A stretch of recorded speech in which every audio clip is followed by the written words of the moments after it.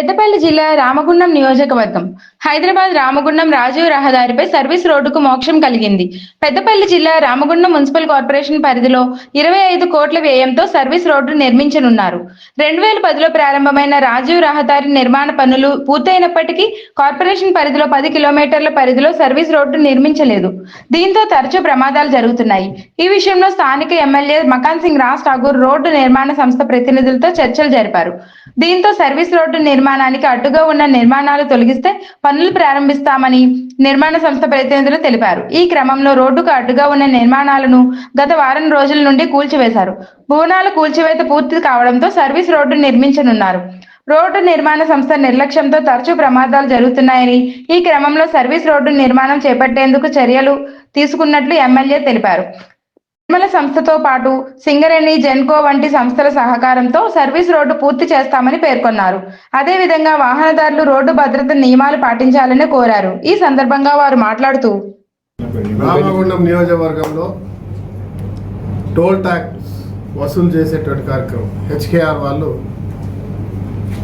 PV Rajiv రహదారిపై toll గేట్ల నిర్మాణం చేసి సర్వీస్ రోడ్లు కూడా చేయాల్సినటువంటి బాధ్యత వారి. కానీ గత 15 సంవత్సరాలుగా పూర్తిగా నిర్లక్ష్యం, గత పాలకుల మరి పట్టించుకోలేదు లేదా చేయలేదు. కానీ సర్వీస్ రోడ్డు చేయకపోవడం వల్ల ఇప్పటివరకు వందలాది మంది యాక్సిడెంట్లతో చనిపోవడం జరిగింది. స్వయంగా నాకు దగ్గర ఉన్నటువంటి మిత్రులు, చిన్న చిన్న యువకులు ఈ మధ్య కాలంలో కూడా దాదాపుగా ఈ సంవత్సర కాలంలో మా ముందే నాకు తెలిసినటువంటి కుటుంబాల్లోనే దాదాపు 10 నుంచి 15 మంది మృత్యువాత పడలేదు. అనేక సార్లు ప్రభుత్వం లేనప్పుడు ఆ రోజు ప్రతిపక్ష పార్టీల నుండి కూడా గట్టిగా అడిగినా ప్రభుత్వం వచ్చిన తర్వాత వారు చేయలేకపోయినారు.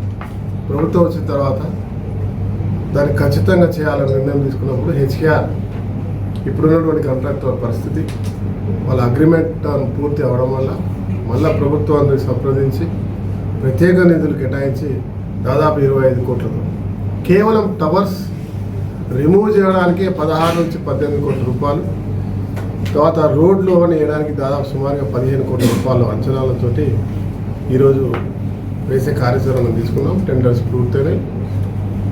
ఈ 2-3 రోజుల్లోనూ వారంలో పనులు ప్రారంభమవుతాయి. టవర్స్ చేయడానికి సమయం పడుతుంది. అది కూడా సుమారుగా నెల 15 రోజుల్లో పూర్తి చేసి కార్యాచరణను మొదలుపెట్టాం.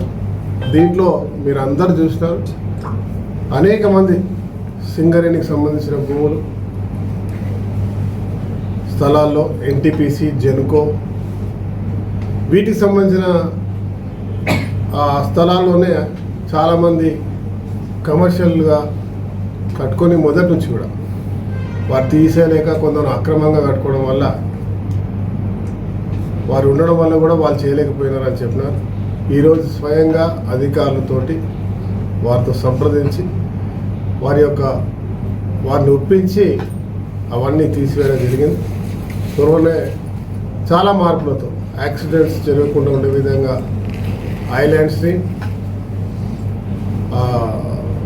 3-4 ప్రాంతాల్లో మార్పులతో పాటు సర్వీస్ రోడ్ నిర్వహిస్తూ నిర్మాణం చేపట్టి భవిష్యత్తులో